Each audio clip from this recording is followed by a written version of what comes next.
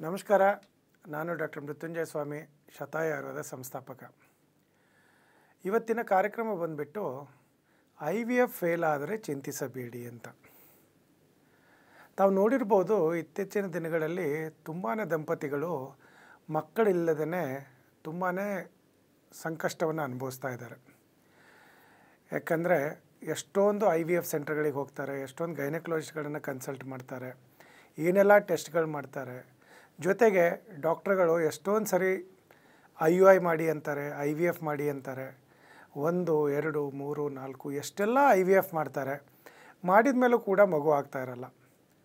ಅದರಲ್ಲೂ ಈ repeated IVF ಮಾಡಿದ ಮೇಲೆ ಕೊನೆಗೆ ಒಂದು ಹೇಳ್ತಾರೆ ಡಾಕ್ಟ್ರು, ನಿಮ್ಮದು ಎಗ್ ಕ್ವಾಲಿಟಿ ಚೆನ್ನಾಗಿಲ್ಲ ಅಂತ. ಹೆಣ್ಮಕ್ಕಳಲ್ಲಿ ಅಥವಾ ಗಂಡು ಮಕ್ಕಳಲ್ಲಿ ಬಂದಾಗೆ ನಿಮ್ಮ ವೀರ್ಯಾಣು ಚೆನ್ನಾಗಿರೋ ಕ್ವಾಲಿಟಿ ಇಲ್ಲ, ಹಾಗಾಗಿ ಇನ್ನು ಮುಂದೆ ನಿಮ್ಮ ಸ್ಪರ್ಮಿಂದ ಅಥವಾ ನಿಮ್ಮ ಎಗ್ಗಿಂದ ನಿಮಗೆ ಮಗು ಆಗೋದಿಲ್ಲ. ಸೊ ಹಾಗಾಗಿ ತಾವು ನೋಡ್ತೀರಾ ಎಷ್ಟೊಂದು IVFಗಳು ಫೇಲ್ ಆಗ್ತಾ ಇರುತ್ತೆ. ಆವಾಗ ಏನು ಹೇಳ್ತಾರೆ ನಿಮಗೆ, ಇಲ್ಲ ನೀವು ಡೋನರ್ ಎಗ್ಗಿಗೆ ಹೋಗಬೇಕು ಅಥವಾ ಡೋನರ್ ಸ್ಪರ್ಮಿಗೆ ಹೋಗಿ, ಆವಾಗ ಮಾತ್ರ ನಿಮಗೆ ಮಗು ಆಗುತ್ತೆ ಅಂತ. ವೀಕ್ಷಕರೇ, ಒಂದು ತಮ್ಮಲ್ಲಿ ಹೇಳ್ತೀನಿ, ಯಾವುದೋ ಒಂದು ಸೈನ್ಸಲ್ಲಿ ಅದಕ್ಕೆ ಟ್ರೀಟ್ಮೆಂಟ್ ಇಲ್ಲ ಅಂದರೆ ಸಂಪೂರ್ಣವಾಗಿ ಜೀವನದಲ್ಲಿ ಅದಕ್ಕೆ ಚಿಕಿತ್ಸೆನೇ ಇಲ್ಲ ಅಂತಲ್ಲ. ಈಗ ಅಲೋಪತಿಯಲ್ಲಿ ಇಲ್ಲದೆ ಇರ್ಬೋದು, ಆಯುರ್ವೇದದಲ್ಲಿದೆ. ಎಷ್ಟೊಂದು ಕಡೆ ಆಯುರ್ವೇದದಲ್ಲಿ ಇಲ್ಲದೆ ಇರ್ಬೋದು, ಹೋಮಿಯೋಪತಿಯಲ್ಲಿದೆ. ಎಷ್ಟೊಂದು ಕಡೆ ಹೋಮಿಯೋಪತಿಯಲ್ಲಿ ಇಲ್ಲದೆ ಇರ್ಬೋದು, ಯುನಾನಿನಲ್ಲಿದೆ. ಸೊ ಎಷ್ಟೆಲ್ಲ ನಮ್ಮದು ಇಲ್ಲಿ ಮೆಡಿಕಲ್ ಸೈನ್ಸ್ ಇರೋದ್ರಿಂದ ಒಂದು ಯಾವುದೋ ಮೆಡಿಕಲ್ ಸೈನ್ಸಲ್ಲಿ ಇದಕ್ಕೆ ಟ್ರೀಟ್ಮೆಂಟ್ ಇಲ್ಲ ಅಂದ ತಕ್ಷಣ ತಾವು ಹೆದರ್ಕೊಳ್ಳೋದು ಬೇಕಾಗಿಲ್ಲ. ಅದರಲ್ಲೂ ತಾವು ನೋಡ್ತಾ ಇರ್ಬೋದು, ಇತ್ತೀಚಿನ ದಿನಗಳಲ್ಲಿ ತುಂಬಾ ದಂಪತಿಗಳಿಗೆ ಮಕ್ಕಳಾಗೋದಕ್ಕೆ ತೊಂದರೆಗಳನ್ನು ಆಗ್ತಾಯಿದೆ. ಹಾಗಾಗಿ ತಾವು ನೋಡ್ತಾ ಇದ್ದರೆ ಎಷ್ಟೆಲ್ಲ IVF ಸೆಂಟರ್ಗಳು ಬರ್ತಾಯಿದೆ. ಸೊ ಹಾಗಾದರೆ ಏನು ಮಾಡ್ಬೇಕು ಡಾಕ್ಟ್ರೆ? ಇಷ್ಟೆಲ್ಲ ಈಗ 3, 4, 5 IVF ಎಲ್ಲ ಮಾಡಿದ ಮೇಲೂ ಕೂಡ ಸಕ್ಸಸ್ ಆಗಿಲ್ಲ. ಕೊನೆಗೆ ಅವ್ರು ಡೋನರ್ ಸ್ಪರ್ಮಿಗೆ ಹೋಗಿ ಅಂತಾರೆ, ಡೋನರ್ ಎಗ್ಗಿಗೆ ಹೋಗಿ ಅಂತ ಇದ್ದಾರೆ. ತಾವು ನೋಡಿದರೆ ಫೇಲ್ ಆಗಿದ್ದರೂ ಕೂಡ ಮಗು ಆಗುತ್ತೆ ಅಂತ ಹೇಳ್ತಾ ಇದ್ದಾರೆ. ಹೇಗೆ? ಈ ಕಾರ್ಯಕ್ರಮದ ಉದ್ದೇಶನೇ ನಿಮಗೆಲ್ಲರಿಗೂ, ಯಾರಿಗೆ ಈ ಫೇಲ್ ಆಗಿರ್ತಕ್ಕಂಥ IVFಿಂದ ಏನು ಮಗು ಮಾಡ್ಕೊಳ್ಳೋಕ್ಕೆ ಆಗದೇ ಇರತಕ್ಕಂಥವ್ರಿಗೆ, ಈ IVF ಫೇಲ್ ಆಗಿರೋಂಥವ್ರಿಗೆ ಅಂತಲೇ ನಿಮಗೆ ಎಜುಕೇಟ್ ಮಾಡೋಕ್ಕೆ ಅಂತಲೇ ಈ ಪ್ರೋಗ್ರಾಮ್ ಮಾಡಿರೋದು. ತಾವು ಒಂದು ಅರ್ಥ ಮಾಡ್ಕೋಬೇಕು. ಈಗ ಹೆಣ್ಣುಮಕ್ಕಳದು ವಿಷಯದಲ್ಲಿ ಫಸ್ಟು ಡಿಸ್ಕಸ್ ಮಾಡೋಣ. ಈಗ ಹೆಣ್ಣು ಮಕ್ಕಳಲ್ಲಿ ಎಗ್ ಕ್ವಾಲಿಟಿ ಚೆನ್ನಾಗಿಲ್ಲ ಅಥವಾ ಎಗ್ ರಿಸರ್ವ್ ಸರಿ ಇಲ್ಲ. ಅದು ಹೇಗೆ ಆಗುತ್ತೆ ಅಂದರೆ AMH ಲೆವೆಲ್ ಏನಾದರೂ ತುಂಬ ಲೋ ಇತ್ತು ಅಂತಂದರೆ ಕ್ವಾಲಿಟಿ ಎಗ್ಗು ಬರೋದಿಲ್ಲ. ಜೊತೆಗೆ ಎಂಡೋಮೆಟ್ರಿಯಲ್ ಲೈನಿಂಗ್ ಏನಾದರೂ ಲೋ ಇತ್ತು ಅಂತಂದರೆ ಅದು ಬೇಗ IVF ಸಕ್ಸಸ್ ರೇಟು ಸರಿಯಾಗಿರೋದಿಲ್ಲ, ಯಾಕಂದರೆ ಅಬಾರ್ಷನ್ ಆಗಿಬಿಡುತ್ತೆ. ಅಂಥದ್ರಲ್ಲಿ ಏನು ಮಾಡಬೇಕು? ನಾವು ಎಷ್ಟೊಂದು ಸರಿ ನೋಡಿದ್ದೀವಿ, ಈ ಸೋಕಾಲ್ಡ್ ಕನ್ವೆನ್ಷನಲ್ ಮೆಡಿಕಲ್ ಸಿಸ್ಟಮಲ್ಲಿ ಎಲ್ಲ IVF ಸೆಂಟರ್ಗಳಲ್ಲಿ ಮೆಜಾರಿಟಿ ಟೈಮಲ್ಲಿ ನೋಡಿದ್ದೀವಿ, ಅವ್ರ ಹತ್ರ AMH ಲೆವೆಲ್ ಇನ್ಕ್ರೀಸ್ ಮಾಡೋಕ್ಕೆ ಮೆಡಿಸಿನ್ನೇ ಇಲ್ಲ. ಹಾರ್ಡ್ಲಿ ಅವರಿಗೆ AMH ಲೆವೆಲ್ಲು ಒಂದು ಇದು ಕೂಡ ಇನ್ಕ್ರೀಸ್ ಮಾಡೋಕ್ಕಾಗೋದಿಲ್ಲ. ಸೊ ಅದೇ ಥರ ಎಂಡೋಮೆಟ್ರಿಯಲ್ ಲೈನಿಂಗು ಕೂಡ ಎಷ್ಟು 1 mm 2 mm ಕೂಡ ಅವ್ರ ಹತ್ರ ಇನ್ಕ್ರೀಸ್ ಮಾಡೋಕ್ಕಾಗೋದಿಲ್ಲ. ಅಷ್ಟು ಮೆಡಿಸಿನ್ಸ್ನ ಅಭಾವ ಇದೆ ಆ ಮೆಡಿಕಲ್ ಸೈನ್ಸಲ್ಲಿ. ಆದರೆ ಅವರು ಅದನ್ನು ತಪ್ಪನ್ನ ಒಪ್ಕೊಳ್ಳೋದಿಲ್ಲ. ಇಲ್ಲ ಸಾಕು, ಇಷ್ಟೇ AMH ಸಾಕು ನಿಮಗೆ, ನಿಮ್ಮದು ಪರವಾಗಿಲ್ಲ ಎಗ್ ಕ್ವಾಲಿಟಿ, ಅದರಲ್ಲೂ ಒಂದು A ಕ್ವಾಲಿಟಿ A ಗ್ರೇಡ್ದಿದೆ ಅಂತ ತೊಗೊಂಡ್ಬಿಡ್ತಾರೆ. ಎಂಬ್ರಿಯೋ ಸೆಟ್ ಮಾಡೋಕ್ಕೆ ಹೋಗ್ತಾರೆ, ಎಂಬ್ರಿಯೋ ಮಾಡಿಬಿಟ್ಟು ಇಂಪ್ಲಾಂಟ್ ಕೂಡ ಮಾಡ್ತಾರೆ. ಆವಾಗ ತಾವು ನೋಡ್ತೀರಾ ಸ್ವಲ್ಪ ದಿನ ಆದಮೇಲೆ ಸ್ಟಾರ್ಟಿಂಗ್ ಏನೋ ಪಾಸಿಟಿವ್ ಬರುತ್ತೆ, ಆಮೇಲೆ ನೆಗೆಟಿವ್ ಆಗುತ್ತೆ, ಅಬಾರ್ಷನ್ ಆಗುತ್ತೆ. ಯಾವಾಗ AMH ಕ್ವಾಲಿಟಿನೇ ಇಲ್ಲ, ಎಂಡೋಮೆಟ್ರಿಯಲ್ ಲೈನಿಂಗ್ ಕ್ವಾಲಿಟಿನೇ ಇಲ್ಲ, ಎಗ್ನಲ್ಲಿ ಕ್ವಾಲಿಟಿನೇ ಇಲ್ಲ ಅಂದಮೇಲೆ ಅದು ಯಾವ ಥರ ಮಗು ಹುಟ್ಟುತ್ತೆ? ಅದು ಯಾವ ಥರ ಗರ್ಭಧಾರಣೆ ಆಗೋಕ್ಕೆ ಸಾಧ್ಯ? ಅದು ತುಂಬ ಡಾಕ್ಟ್ರುಗಳು ನಿಮ್ಮನ್ನು ಮಿಸ್ಗೈಡ್ ಮಾಡ್ತಾರೆ. ತುಂಬ ಡಾಕ್ಟ್ರುಗಳು ನಿಮ್ಗೆ ಎಜುಕೇಟ್ ಕೂಡ ಮಾಡಲ್ಲ. ನೋಡಿ, ನಿಮ್ಮ ಲೋ AMH ಇದೆ, ಈ AMH ಇನ್ಕ್ರೀಸ್ ಆಗೋರಿಗೆ ನಿಮ್ಮ ಮಗು ಆಗೋದಿಲ್ಲ ಅಂತ ಕೂಡ ನಿಮಗೆ ಹೇಳೋದಿಲ್ಲ. ಯಾಕಂದರೆ ಅವರು ಬಿಸ್ನೆಸ್ ಕಳ್ಕೊಳ್ತಾರೆ ಅಂತ ಭಯದಿಂದ ನಿಮ್ಮನ್ನು ಈವನ್ ಲೋ AMH ಇದ್ದರೂ ಕೂಡ, ಲೋ ಕ್ವಾಲಿಟಿ ಎಗ್ ಇದ್ದರೂ ಕೂಡ ಅದನ್ನು ಎಂಬ್ರಿಯೋ ಮಾಡಿಬಿಟ್ಟು ಇಂಪ್ಲಾಂಟ್ ಮಾಡಿಬಿಡ್ತಾರೆ. ತಾವು ನೋಡ್ತೀರಾ ಸಕ್ಸಸ್ ರೇಟು ತುಂಬಾ ಕಡಿಮೆ ಆಗೋಗುತ್ತೆ, ಅಬಾರ್ಷನ್ ಆಗೋಗ್ಬಿಡುತ್ತೆ. ಆವಾಗ ಗರ್ಭಧಾರಣೆ ಮಾಡೋಕ್ಕಾಗೋದಿಲ್ಲ. ಅದೇ ಥರ ಈಗ ನಾನು ಅವಾಗ ಹೇಳಿದೆ AMH ಕ್ವಾಲಿಟಿ ಆಫ್ ಎಗ್ ಅಂದೆ. ಸೆಕೆಂಡ್ ಬಂದುಬಿಟ್ಟು ಎಂಡೋಮೆಟ್ರಿಯಲ್ ಲೈನಿಂಗು. ಯಾಕೆ ಯೂಟ್ರಸ್ಸಲ್ಲಿ ಅದರ ಲೈನಿಂಗೇ ತುಂಬ ತೆಳುವಾಗಿದೆ ಅಂತಂದರೆ ಎಂಥದೇ ಒಳ್ಳೆ ಕ್ವಾಲಿಟಿ ಎಂಬ್ರಿಯೋನು ಕೂಡ ನೀವು ಹೋಗ್ಬಿಟ್ಟು ಯೂಟ್ರಸಲ್ಲಿ ಫಿಕ್ಸ್ ಮಾಡಿದರೆ ಅದು ಅಂಟ್ಕೊಳ್ಳೋದಿಲ್ಲ. ಮೂಮೆಂಟ್ರಿ ಮಾತ್ರ ಅಂಟ್ಕೊಳ್ಳುತ್ತೆ, ಆಮೇಲೆ ಅದರಲ್ಲಿ ಶಕ್ತಿ ಇರೋದಿಲ್ಲ, ಉದುರೋಗ್ಬಿಡುತ್ತೆ. ಅದಕ್ಕೆ ತಾವು ನೋಡ್ತೀರಾ low endometrial lining, low AMH ಇರೋರಲ್ಲಿ ಇಮ್ಮಿಡಿಯೇಟಾಗಿ ಅಬಾರ್ಷನ್ ಆಗುತ್ತೆ. IVF ಮಾಡಿದಾಗೆ ಅವ್ರು ತೋರಿಸ್ತಾರೆ ನಿಮಗೆ ಪ್ರೆಗ್ನೆನ್ಸಿ ಪಾಸಿಟಿವ್ ಇದೆ ನೋಡಿ, ಸಕ್ಸಸ್ ರೇಟ್ ಎಷ್ಟು ಚೆನ್ನಾಗಿದೆ ಅಂತ. ಬಟ್ ಸ್ವಲ್ಪ ದಿನದಲ್ಲೇ, ಸ್ವಲ್ಪ ವಾರಗಳಲ್ಲೇ ತಾವು ನೋಡ್ಬೋದು ಅಬಾರ್ಷನ್ ಆಗೋಗ್ಬಿಡುತ್ತೆ, ಅಥವಾ ಅದು ನೆಗೆಟಿವ್ ಆಗಿ ಬಂದುಬಿಡುತ್ತೆ. ಆವಾಗ ನಿಮಗೆ ಒಂದು ದೊಡ್ಡ ಆಘಾತ ಆಗುತ್ತೆ. ಇಷ್ಟೆಲ್ಲ ಕಷ್ಟಪಟ್ಟು ಎಂಬ್ರಿಯೋ ಎಲ್ಲ ಮಾಡಿಬಿಟ್ಟು, ಎಗ್ಗೆಲ್ಲ ಫ್ರೀಸ್ ಮಾಡಿ, ಎಂಬ್ರಿಯೋ ಮಾಡಿ, ಇಂಪ್ಲಾಂಟ್ ಮಾಡಿದರೂ ಕೂಡ ಆಗ್ತಾ ಇಲ್ವಲ್ಲಪ್ಪ ಅಂತ. ಬಟ್ ಒಂದು ಅರ್ಥ ಮಾಡ್ಕೋಬೇಕು, ಹೆಣ್ಣು ಮಕ್ಕಳಲ್ಲಿ ಯಾವಾಗ AMH ಇಲ್ಲ, ಎಂಡೋಮೆಟ್ರಿಯಲ್ ಲೈನಿಂಗೇ ಇಲ್ಲ, ಕ್ವಾಲಿಟಿ ಎಗ್ಗಿಲ್ಲ ಅಂತಂದರೆ ಅದರಿಂದ IVF IUI ಮಾಡೋದ್ರಲ್ಲಿ ಏನು ಸುಖ ಇದೆ ಅಂತ. ಸಕ್ಸಸ್ ಆಗೋಕ್ಕೆ ತುಂಬಾ ಕಷ್ಟ. ರೇರ್ ಕೇಸಲ್ಲಿ ಸ್ವಲ್ಪ AMH ಬಾರ್ಡರ್ ಲೈನಲ್ಲಿ ಇತ್ತು, ಎಂಡೋಮೆಟ್ರಿಯಲ್ ಲೈನಿಂಗ್ ಒಂದು ಚೂರು ಬೆಟ್ರ್ ಇತ್ತು ಅಂತಂದರೆ ಹೆಂಗೋ ಒಂದು ಅಂಟ್ಕೊಂಡ್ಬಿಡುತ್ತೆ, ಹೇಗೋ ಒಂದು ಸಕ್ಸಸ್ ರೇಟ್ ಸಿಗುತ್ತೆ. ಬಟ್ ಮೆಜಾರಿಟಿ ಕೇಸಸಲ್ಲಿ 70-80% ಕೇಸಲ್ಲಿ ಮಗು ಅಬಾರ್ಟ್ ಆಗೋಗ್ಬಿಡುತ್ತೆ. ಅದು ತಡ್ಕೊಳ್ಳೋಕ್ಕೆ ಸಾಧ್ಯನೇ ಇಲ್ಲ. ಸೊ ಇದು ಫೀಮೇಲ್ ರಿಲೇಟೆಡ್ ಬಂದಾಗೆ. ಇನ್ನು ಗಂಡಸರಲ್ಲಿ ಬಂದಾಗೆ ನಾವು ಎಷ್ಟೊಂದು ಸಾರಿ ನೋಡಿದ್ದೀವಿ, ವೀರ್ಯಾಣುನೇ ಇರಲ್ಲ, ಅಜೂಸ್ಪರ್ಮಿ ಅಂತ ಇರುತ್ತೆ, 0 ಕೌಂಟ್ ಇರುತ್ತೆ. ಅಂದರೂ ಕೂಡ ಅವ್ರದ್ದು ಬ್ರೈನ್ ವಾಶ್ ಮಾಡಿ, ಪೇಷಂಟ್ಗಳನ್ನು ಬ್ರೈನ್ ವಾಶ್ ಮಾಡಿಬಿಟ್ಟು ಎಷ್ಟೊಂದು IVF ಸೆಂಟ್ರ್ ಅವರು, ಇಲ್ಲ ನಿಮಗೆ ಪೇಸಾ ಮಾಡ್ತೀವಿ, ಅದರಲ್ಲಿ ಒಂದು ಕ್ವಾಲಿಟಿ ಇರೋದು ಸಿಕ್ಕಿದೆ, ಅದನ್ನು ವಾಶ್ ಮಾಡಿಬಿಟ್ಟು ಗ್ರೇಡ್ 1 ತೊಗೊಂಡ್ಬಿಟ್ಟು ಅದಕ್ಕೆ ಚೆನ್ನಾಗಿರೋದನ್ನು ಇದೆ ಅಂತ ಹೇಳಿಬಿಟ್ಟು ನಿಮ್ಮನ್ನು ಎಗ್ನ ತೊಗೊಂಡ್ಬಿಟ್ಟು ಎಂಬ್ರಿಯೋ ಮಾಡಿಬಿಟ್ಟು ನಾವು ಹಾಕ್ತಾಯಿದ್ದೀವಿ ಅಂತ ತೋರಿಸ್ಬಿಡ್ತಾರೆ. ಅಲ್ಲೂ ಕೂಡ ನಿಮಗೆ ಇನಿಷಿಯಲಿ ಪಾಸಿಟಿವ್ ಬರುತ್ತೆ, ಮತ್ತು ಅಲ್ಲೂ ಕೂಡ ಅಬಾರ್ಷನ್ ಆಗಿಬಿಟ್ಟು ಸಕ್ಸಸ್ ರೇಟ್ ಇರೋದಿಲ್ಲ. ಯಾವಾಗ ನಿಮಗೆ ಕೌಂಟೇ ಇಲ್ಲ, ಮೊಟಿಲಿಟಿನೇ ಇಲ್ಲ. ಯಾಕಂದರೆ ಒಂದು ಸ್ಪರ್ಮು, ಚೆನ್ನಾಗಿರೋ ಸ್ಪರ್ಮ್ ಹೇಗಿರುತ್ತೆ ಅಂದರೆ ಅದ್ರ ತಲೆ ಚೆನ್ನಾಗಿರುತ್ತೆ, ಹೆಡ್ಡು, ನೆಕ್ಕು, ಬಾಡಿ, ಅದರ ಟೇಲು, ಇದಿಷ್ಟೂ ಕೂಡ ಚೆನ್ನಾಗಿದ್ದರೆ ಮಾತ್ರ ಅದನ್ನು ನಾವು 100% A ಗ್ರೇಡ್ ಸ್ಪರ್ಮ್ ಅಂತ ಹೇಳ್ತೀವಿ. ಅದ್ರದ್ದು ಬಾಲ ಇಲ್ಲ, ಅಥವಾ ಅದ್ರ ಬಾಡಿ ಡಿಫೆಕ್ಟೆಡ್ ಇದೆ, ಹೆಡ್ ಡಿಫೆಕ್ಟೆಡ್ ಇದೆ ಅಂದರೆ ಅದನ್ನು ನಾವು ಯಾವತ್ತೂ ನಾರ್ಮಲ್ ಆಗಿರ್ತಕ್ಕಂಥ ಸ್ಪರ್ಮ್ ಇಲ್ಲ ಅಂತಲೇ ಕನ್ಸಿಡರ್ ಮಾಡ್ತೀವಿ.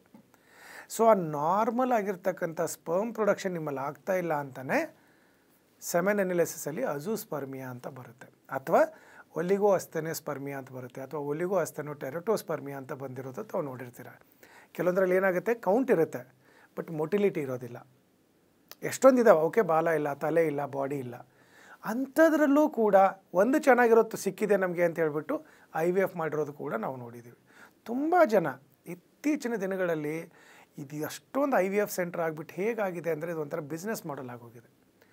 ಪಾಪ ಆ ದಂಪತಿಗಳ ಒಂದು ರೋದನೆ ನಮಗೆ ಅರ್ಥ ಆಗುತ್ತೆ, ಎಷ್ಟು ಕಷ್ಟಪಡ್ತಾ ಇರ್ತಾರೆ. ಯಾಕಂದರೆ ಒಂದೊಂದು IVF ಕಾಸ್ಟ್ ಅಂತೂ ಎಕ್ಸ್ಪೆನ್ಸಿವ್ ಇದೆ, ಲಕ್ಷಾನುಗಟ್ಟಲೆ ಹಾಕಬೇಕು ಒಂದು IVF ಮಾಡೋಕ್ಕೆ.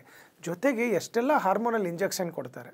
ಆ ಇಂಜೆಕ್ಷನಿಂದ ಬಾಡಿಯಲ್ಲಿ ಆಗ್ತಕ್ಕಂಥ ಅದು ಪೇನ್ ಏನಿದೆ, ಅದ್ರ ನೋವು ತಡ್ಕೊಳ್ಳೋಕ್ಕಾಗಲ್ಲ, ಅಷ್ಟೊಂದು ಇಂಜೆಕ್ಷನ್ಗಳು ಕೊಡ್ತಾರೆ, ಅಷ್ಟೊಂದು ಹಾರ್ಮೋನ್ಸ್ಗಳು ಕೊಡ್ತಾರೆ. ಸೊ ಅಂಥದ್ದು ಇರೋದರಿಂದ ಅಂಥದ್ರಲ್ಲೂ ಕೂಡ ಈ ಅಜೂಸ್ಪರ್ಮಿಯಾ ಇದ್ದಾಗೆ, ಒಲಿಗೋಟೆರಟೋಸ್ಪರ್ಮಿಯಾ, ಒಲಿಗೋ ಅಸ್ಥೆನೋಸ್ಪರ್ಮಿಯಾ ಇದ್ದಾಗೆ ಅಲ್ಲೂ ಕೂಡ ಚೆನ್ನಾಗಿ ಸಿಕ್ಕಿದೆ ಅಂತ ಪಾಪ ಕೆಲವೊಬ್ಬರಿಗೆ ಅರ್ಥನೇ ಆಗೋದಿಲ್ಲ. ಅವ್ರಿಗೆ ಗೊತ್ತಿರುತ್ತೆ ಕೌಂಟ್ ಇಲ್ಲ, ಮೊಟಿಲಿಟಿ ಇಲ್ಲ, ಅದರಲ್ಲಿ ವಿರಿಲಿಟಿನೇ ಇಲ್ಲ, ಅದರಲ್ಲಿ ಡಿಫೆಕ್ಟ್ ಇದೆ, ಹೆಡ್ ಡಿಫೆಕ್ಟು, ಟೇಲ್ ಡಿಫೆಕ್ಟು, ಅಂದರೂ ಕೂಡ ಡಾಕ್ಟ್ರು ಅದನ್ನು ತೊಗೊಂಡ್ಬಿಟ್ಟು ಇಲ್ಲ A ಗ್ರೇಡ್ದು ಒಂದೆರಡು ಸಿಕ್ಕಿದೆ ಅಂತ ಹೇಳ್ಬಿಟ್ಟು ಎಷ್ಟೊಂದು ಕಡೆ ಮೋಸ ಆಗ್ತಾಯಿದೆ. ಸೊ ಹಾಗಾಗಿ ಈ ಕಾರ್ಯಕ್ರಮ ಮಾಡ್ತಾ ಇರೋ ಉದ್ದೇಶನೇ ಅದೇ. ನಿಮ್ಮಲ್ಲಿ ಯಾವಾಗ ಲೋ AMH ಇದೆ, ಲೋ ಎಂಡೋಮೆಟ್ರಿಯಲ್ ಲೈನಿಂಗ್ ಇದೆ, ಪ್ಲೀಸ್ IVFಗೆ ಹೋಗಬೇಡಿ, ಅದನ್ನು ಇಂಪ್ರೂವ್ ಮಾಡ್ಕೊಳ್ಳಿ. ಶತಾಯು ಆಯುರ್ವೇದದಲ್ಲಿ ನಾವು 125 ವರ್ಷದಿಂದ ಮಕ್ಕಳಿಲ್ಲದೆ ಇರೋತಕ್ಕಂಥ ದಂಪತಿಗಳಿಗೆ ಚಿಕಿತ್ಸೆ ಕೊಡ್ತಾ ಬರ್ತಾಯಿದ್ದೀವಿ. 96% ಸಕ್ಸಸ್ ರೇಟ್ ಇದೆ, 1 or 2% ಅಲ್ಲ. ಅದು ನಿಮ್ಗೆ IVF ಬೇಡ, IUIನೂ ಬೇಡ, ಮೆಜಾರಿಟಿ ಕೇಸಲ್ಲಿ ನ್ಯಾಚುರಲ್ ಆಗುತ್ತೆ. ಅದೇ ಥರ ಗಂಡು ಮಕ್ಕಳಲ್ಲಿ ಅಜೂಸ್ಪರ್ಮಿಯಾ ಇದ್ದರೆ, ಒಲಿಗೋಸ್ಪರ್ಮಿಯಾ ಇದ್ದರೆ, ಒಲಿಗೋ ಅಸ್ಥೆನೋಸ್ಪರ್ಮಿಯಾ, ಒಲಿಗೋಟೆರಟೋಸ್ಪರ್ಮಿಯಾ, ಇದೆಲ್ಲ ಇದ್ದಾಗ ಏನಾಗುತ್ತೆ ಅಂದರೆ ಐದರ್ ಕೌಂಟ್ ಇರೋದಿಲ್ಲ, 0 ಕೌಂಟ್ ಇರುತ್ತೆ, ಅಥವಾ ಅಲ್ಪ ಸ್ವಲ್ಪ ಕೌಂಟ್ ಇರುತ್ತೆ, ಅಥವಾ ಸ್ವಲ್ಪ ಕೌಂಟ್ ಇದ್ದರೂ ಕೂಡ ಡಿಫೆಕ್ಟ್ ಜಾಸ್ತಿ ಇರುತ್ತೆ. ಅವಕ್ಕೆ ತಲೆ ಇರೋಲ್ಲ, ಬಾಡಿ ಇರೋದಿಲ್ಲ, ಟೇಲ್ ಇರೋದಿಲ್ಲ. ಸೊ ಅದ್ರ ಮೊಟಿಲಿಟಿ ತುಂಬಾ ಲೋ ಇರುತ್ತೆ. ಸೊ ಅವನ್ನ ಸರಿ ಮಾಡೋವರೆಗೆ ನೀವು IVF ಮಾಡಿದರೂ ಆಗಲ್ಲ, IUI ಮಾಡಿದರೂ ಆಗಲ್ಲ. ಇದು ಏನಾದರೂ ನಾವು egg quality, sperm quality improve ಮಾಡಿಬಿಟ್ಟು ಏನಾದ್ರು ಟ್ರೀಟ್ಮೆಂಟ್ ಕೊಟ್ಟು ನಿಮಗೆ ಕನ್ಸೆಪ್ಷನ್ಗೆ ಹೆಲ್ಪ್ ಮಾಡಿದರೆ, ಅಂದರೆ ಮಗು ಆಗೋಕ್ಕೆ ನೀವು ಪ್ರಯತ್ನ ಪಟ್ಟರೆ ಭಾಳ ಬೇಗ ಕನ್ಸೀವ್ ಆಗುತ್ತೆ. ನಾವು 125 ವರ್ಷದಿಂದ ಬರೀ ಮಕ್ಕಳಿಲ್ಲದೆ ಇರೋರಿಗೆ ಚಿಕಿತ್ಸೆ ಕೊಡ್ತಾ ಇರ್ತಕ್ಕಂಥ ಈ ಶತಾಯು ಸಂಸ್ಥೆಯಲ್ಲಿ ನಮ್ಮ ಅಜ್ಜನವರು ಮುತ್ತಜ್ಜನವರು ಏನು ಈ ಟ್ರೀಟ್ಮೆಂಟ್ನ ಮಾಡಿಟ್ಟಿದ್ರು ಅದನ್ನು ನಾವು ರಿಸರ್ಚ್ ಮಾಡಿ ಎಷ್ಟು ಲಕ್ಷಾನುಗಟ್ಟಲೆ ದಂಪತಿಗಳಿಗೆ ಮಕ್ಕಳಾಗಿದೆ ನಮ್ಮ ಹತ್ರ ಬಂದುಬಿಟ್ಟು. ರೀಸೆಂಟಾಗಿ ಒಂದು IVF ಸೆಂಟರ್ ಅವರು ಮಗುನೇ ಆಗ್ತಾಯಿಲ್ಲ, ನಾವು ಡೋನರ್ ಸ್ಪರ್ಮ್ ಹೇಳಿದ್ದೀವಿ ಬಟ್ ದಂಪತಿಗಳು ಒಪ್ಕೊಳ್ತಾ ಇಲ್ಲ ಅಂತ ಹೇಳಿ ನಮ್ಮ ಹತ್ರ ಕಳಿಸಿದಾಗೆ ಅವ್ರು ಏನು ಹೇಳಿದ್ದಾರೆ, ನೀವು ಟ್ರೀಟ್ಮೆಂಟ್ ಕೊಟ್ಬಿಟ್ಟು ನಮ್ಗೆ ವಾಪಸ್ ಕಳಿಸಿ ನಾವು IVF ಮಾಡ್ತೀವಿ ಅಂತ ಹೇಳಿದ್ರು. ಬಟ್ ನಾವು ಟ್ರೀಟ್ಮೆಂಟ್ ಕೊಟ್ಟ ಮೇಲೆ ನ್ಯಾಚುರಲ್ ಆಗಿ ಕನ್ಸೀವ್ ಆಗಿದ್ದಾರೆ. 14 ವರ್ಷ ಮದುವೆ ಆಗಿ 14 ವರ್ಷ ಆಗಿತ್ತು ಅವ್ರಿಗೆ. ಜೊತೆಗೆ 4 IVF ಮಾಡಿದ್ದಾರೆ, 4 IUI ಮಾಡಿದ್ದಾರೆ, ಎಲ್ಲವೂ ಫೇಲ್ ಆಗಿದೆ. ಪಾಪ ಅವರೆಲ್ಲ ಆಸೆ ಬಿಟ್ಟೇ ಕೂತಿದ್ರು. ಕೊನೆಗೆ ಡಾಕ್ಟ್ರುಗಳು ಹೇಳಿದ್ದಂತೆ ನೀವು ಡೋನರ್ ಸ್ಪರ್ಮಿಗೆ ಹೋಗಲೇಬೇಕು, ನಿಮ್ಮ ಸ್ಪರ್ಮಿಂದ ನಿಮ್ಮ ಮಗು ಆಗೋದಿಲ್ಲ ಅಂತ. ನೋಡಿ ಎಂಥ ಕಷ್ಟ. ಅವ್ರಿಗೆ ಗೊತ್ತಿರುತ್ತೆ ಮುಂಚೆನೇ ಈ ಕಂಡೀಷನಲ್ಲಿ ಮಗು ಆಗೋದಿಲ್ಲ, ನಿಮಗೆ quality of egg quality of sperm ಚೆನ್ನಾಗಿ ಮಾಡೋವರೆಗೆ ನಿಮ್ಗೆ ಮಗು ಆಗೋಲ್ಲ ಅಂತ ಗೊತ್ತಿರುತ್ತೆ. ಅಂದರೂ ಕೂಡ ಎಷ್ಟೊಂದು IVF ಸೆಂಟ್ರಲ್ಲಿ ಮೋಸ ಮಾಡ್ತಾಯಿದ್ದಾರೆ. ಪ್ಲೀಸ್ ನಿಮ್ಮೆಲ್ಲರಿಗೂ ಒಂದೇ ಕೇಳ್ಕೊಳ್ಳೋದು, ಬೈ ಚಾನ್ಸ್ ನಿಮ್ದು ಏನಾದರೂ ಎಂಡೋಮೆಟ್ರಿಯಲ್ ಲೈನಿಂಗ್ ಪ್ರಾಬ್ಲಮ್ ಇದೆ, AMH ಪ್ರಾಬ್ಲಮ್ ಇದೆ, ಸ್ಪರ್ಮ್ ಪ್ರಾಬ್ಲಮ್ ಇದೆ, ಕೆಳಗಡೆ ಬರ್ತಾ ಇರ್ತಕ್ಕಂಥ ನಂಬರ್ಗೆ ನಿಮ್ಮ ಹತ್ರ ಇರೋ ಎಲ್ಲ ರಿಪೋರ್ಟ್ಸ್ಗಳನ್ನ ಕಳಿಸ್ಬಿಟ್ಟು ಒಂದು ಆನ್ಲೈನ್ ಡಾಕ್ಟರ್ ಕನ್ಸಲ್ಟೇಷನ್ನ ಫಿಕ್ಸ್ ಮಾಡ್ಕೊಳ್ಳಿ. ನಿಮಗೆ ಮಗು ಆಗುತ್ತಾ ಇಲ್ವಾ, ಆಗೋದಾದರೆ ಯಾವ ಟ್ರೀಟ್ಮೆಂಟ್ ಬೇಕು, ನಿಮ್ಮಲ್ಲಿ ಏನು ಪ್ರಾಬ್ಲಮ್ ಇದೆ, ಆ ಪ್ರಾಬ್ಲಮ್ಗೆ ಏನು ಸ್ಪೆಸಿಫಿಕ್ ಟ್ರೀಟ್ಮೆಂಟ್ ಇದೆ, ಆ ಟ್ರೀಟ್ಮೆಂಟಿಂದ ಎಷ್ಟು ದಿವಸಕ್ಕೆ ನಿಮಗೆ ಮಗು ಆಗುತ್ತೆ ಡೀಟೇಲಾಗಿ ಹೇಳ್ತಾರೆ. ಫಸ್ಟು ನಿಮಗೆ ಕನ್ವಿನ್ಸ್ ಆದರೆ ಮಾತ್ರ ಟ್ರೀಟ್ಮೆಂಟ್ ತೊಗೊಳ್ಳಿ. ಯಾಕಂದರೆ ಇತ್ತೀಚಿನ ಕಾಲದಲ್ಲಿ ಮೋಸ ಮಾಡೋರ ಸಂಖ್ಯೆ ಜಾಸ್ತಿ ಆಗೋಗಿದೆ. ಅದರಲ್ಲೂ ದುಡ್ಡಿರೋರಾದರೆ ಏನೋ ಒಂದಿಲ್ಲ ಒಂದು ಹೊಡೆತ ತಡ್ಕೊಳ್ತಾರೆ. ಒಂದು ಕಡೆ ಮಗು ಇರೋದಿಲ್ಲ, ಮಗು ಆಗ್ತಾಯಿಲ್ಲ, ಒಂದು ಕಡೆ ಎಮೋಷ್ನಲ್ ಟೆನ್ಷನ್, ಒಂದು ಕಡೆ ಫ್ಯಾಮಿಲಿ ಟೆನ್ಷನ್, ಒಂದು ಕಡೆ ರಿಲೇಷನ್ಸು, ಫ್ರೆಂಡ್ಸು, ಇನ್ನೊಂದು ಕಡೆ ಫೈನಾನ್ಷಿಯಲ್ ಬರ್ಡನ್ನು, ಇಷ್ಟೆಲ್ಲ ಆಗ್ತಾ ಇರೋದ್ರಿಂದ ಸಿಂಪಲ್ ಆಗಿರೋ ಟ್ರೀಟ್ಮೆಂಟ್ ಇದೆ. ನಾವು ಆಯುರ್ವೇದದಲ್ಲಿ ನಮ್ಮ ಅಜ್ಜ ಯಾವಾಗಲೂ ಒಂದು ಹೇಳ್ತಿದ್ರು, ಒಂದು ಮಗು ಆಗಬೇಕು ಅಂದರೆ ಅದಕ್ಕೆ ಎಗ್ ಚೆನ್ನಾಗಿರಬೇಕು, ಸ್ಪರ್ಮ್ ಚೆನ್ನಾಗಿರಬೇಕು, ಯೂಟ್ರಸ್ ಚೆನ್ನಾಗಿರಬೇಕು, ಇಲ್ಲಿ ಟೆಸ್ಟಿಕಲ್ಸ್ ಚೆನ್ನಾಗಿರಬೇಕು, ಆಮೇಲೆ ಅದಕ್ಕೆ ಬ್ಲಡ್ ಸಪ್ಲೈ, ನರ್ವ್ ಸಪ್ಲೈ ಎಲ್ಲ ಚೆನ್ನಾಗಿದ್ದು ಹಾರ್ಮೋನಲ್ ಬ್ಯಾಲೆನ್ಸ್ ಇತ್ತು ಅಂತಂದರೆ 100% ಮಗು ಆಗುತ್ತೆ ಅಂತ. ಸೊ ಈ 5-6 ಅಂಶದಲ್ಲಿ ಏನಾದರೂ ಒಂದು ಮಿಸ್ ಆದರೆ ನೋಡಿ, ಬೈ ಚಾನ್ಸಲ್ಲಿ ಬ್ಲಡ್ ಸಪ್ಲೈ, ನರ್ವ್ ಸಪ್ಲೈ ಅಥವಾ ಹಾರ್ಮೋನಲ್ ಇಂಬ್ಯಾಲೆನ್ಸ್ ಇತ್ತು ಅಂದರೆ ಎಂಡೋಮೆಟ್ರಿಯಲ್ ಲೈನಿಂಗ್ ಪ್ರಾಬ್ಲಮ್ ಆಗುತ್ತೆ, AMH ಲೆವೆಲ್ ಪ್ರಾಬ್ಲಮ್ ಆಗುತ್ತೆ. ಇಲ್ಲಿ ಗಂಡಸರಲ್ಲಿ ಸ್ಪರ್ಮ್ ಪ್ರೊಡಕ್ಷನ್ ಪ್ರಾಬ್ಲಮ್ ಆಗುತ್ತೆ ಅಥವಾ ಕ್ವಾಲಿಟಿ ಆಫ್ ಸ್ಪರ್ಮ್ ಚೆನ್ನಾಗಿರಲ್ಲ. ಸೊ ಇದನ್ನೆಲ್ಲ ಒಂದು ಸರಿ ಮಾಡಿಬಿಡ್ತು ಅಂತಂದರೆ 100% ನಿಮಗೆ ಮಗು ಆಗುತ್ತೆ. ಆಮೇಲೆ ನಮ್ಮ ಹತ್ರ ಬರೋ ಎಷ್ಟೊಂದು ದಂಪತಿಗಳನ್ನು ನೋಡಿದ್ದೀನಿ, ಇಲ್ಲ ಡಾಕ್ಟ್ರ್ ಆಲ್ರೆಡಿ ಆಯುರ್ವೇದಿಕಲ್ಲಿ ತೊಗೊಂಡಿದ್ದೀನಿ ಅಂತ. ತುಂಬ ಜನ ಏನಾಗಿದೆ, ಅದಕ್ಕೆ ನೋಡಿ, ನೀವು ಯಾಕೆ ಒಂದು ಕಾರ್ಡಿಯಾಲಜಿಸ್ಟ್ ಇರ್ಬೋದು ಅಥವಾ ಆರ್ಥೋಪೆಡಿಕ್ ಸರ್ಜನ್ ಇರ್ಬೋದು, ಸ್ಪೆಸಿಫಿಕ್ ಡಾಕ್ಟ್ರ್ ಹತ್ರ ಏನಕ್ಕೆ ಹೋಗ್ತೀರಾ? ಅವರು ಓದಿರ್ತಕ್ಕಂಥದ್ದು, ಅವ್ರಿಗೆ ಇರೋತಕ್ಕಂಥ ಎಕ್ಸ್ಪೀರಿಯನ್ಸು, ಆ ಕೇಸಸ್ನ ಹ್ಯಾಂಡಲ್ ಮಾಡೋ ಎಕ್ಸ್ಪೀರಿಯೆನ್ಸ್ ಇದೆಯಲ್ಲ, ಎಲ್ಲ ಆಯುರ್ವೇದಿಕ್ ಡಾಕ್ಟ್ರುಗಳಿಗೂ ಬರೋದಿಲ್ಲ.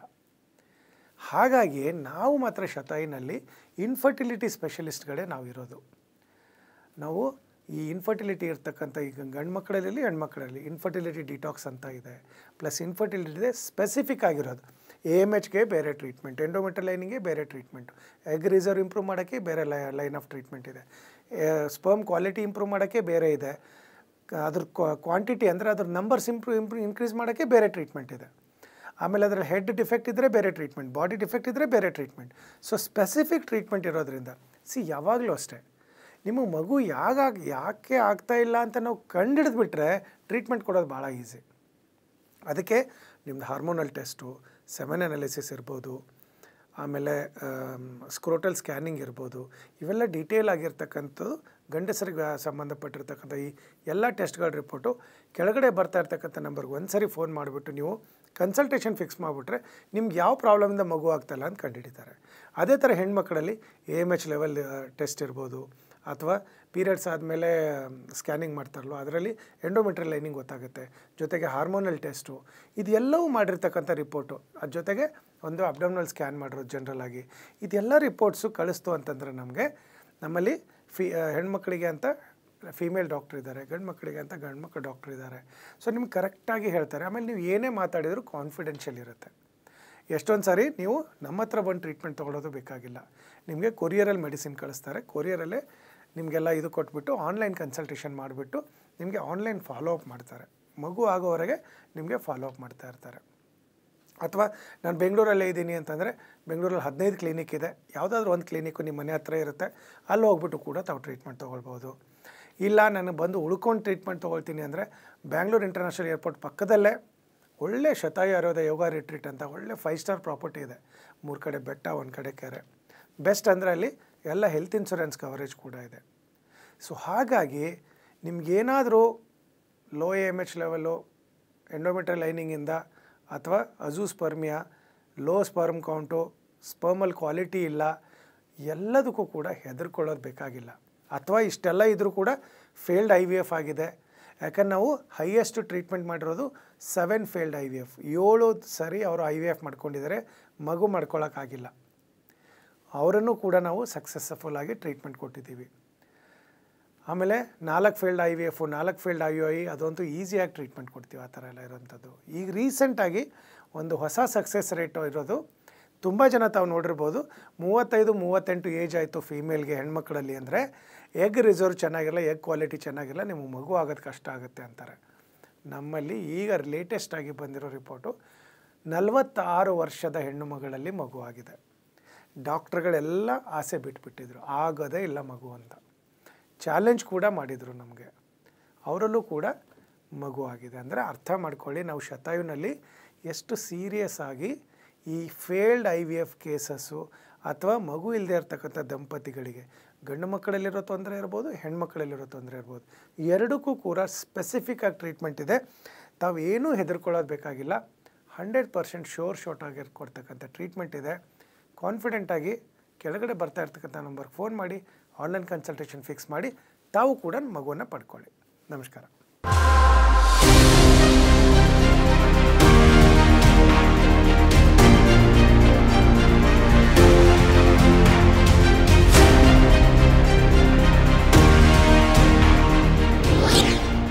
ಶತಾಯು ಆಯುರ್ವೇದ ಸೆಂಟರ್ ಸುಮಾರು 120 ವರ್ಷಗಳ ಇತಿಹಾಸ ಹೊಂದಿರುವಂತಹ ಈ ಆಯುರ್ವೇದ ಸೆಂಟರ್ ಆಯುರ್ವೇದ ಕ್ಷೇತ್ರದಲ್ಲಿ ಮಹತ್ತರವಾದ ಸಾಧನೆ ಮಾಡಿದೆ.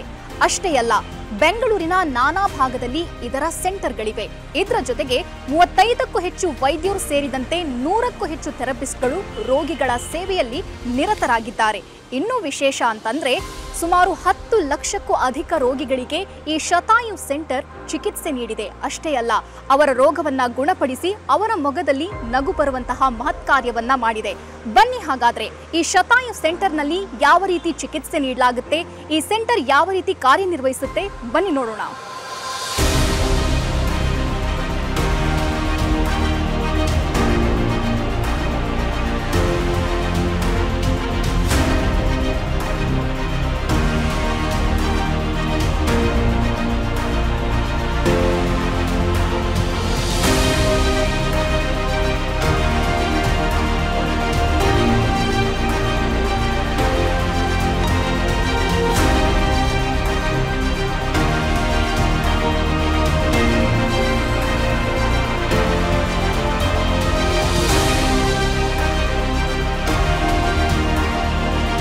ನೋಡಿದ್ರಲ್ಲ, ಶತಾಯು ಆಯುರ್ವೇದ ಕ್ಲಿನಿಕ್ ಯಾವ ರೀತಿ ಕಾರ್ಯನಿರ್ವಹಿಸುತ್ತೆ, ಉತ್ತಮವಾದ ಚಿಕಿತ್ಸೆ ನೀಡುತ್ತೆ ಅನ್ನೋದನ್ನ. ತಾವೇನಾದರೂ ಒಬಿಸಿಟಿ, ಡಯಾಬಿಟಿಸ್, PCOD ಅಥವಾ ಗರ್ಭಧಾರಣೆಯ ಸಮಸ್ಯೆ, ಕೀಲು ನೋವು, ಗಂಟು ನೋವು ಇಂತಹ ಯಾವುದಾದ್ರೂ ಸಮಸ್ಯೆಯಲ್ಲಿ ಬಳಲ್ತಾ ಇದ್ರೆ ಬೆಂಗಳೂರಿನ ನಾನಾ ಭಾಗದಲ್ಲಿ ಶತಾಯು ಆಯುರ್ವೇದ ಕ್ಲಿನಿಕ್ನ ಸೆಂಟರ್ಗಳಿವೆ. ನಿಮ್ಮ ಹತ್ತಿರದ ಸೆಂಟರ್ಗೆ ಹೋಗಿ ತಾವು ಚಿಕಿತ್ಸೆ ಪಡೆಯಬಹುದಾಗಿದೆ. ಹಾಗಾದ್ರೆ ಯಾಕೆ ತಡ? ಅಡ್ರೆಸ್ ಪ್ಲೇಟ್ ಇಂತಿದೆ, ನೋಟ್ ಮಾಡ್ಕೊಳ್ಳಿ.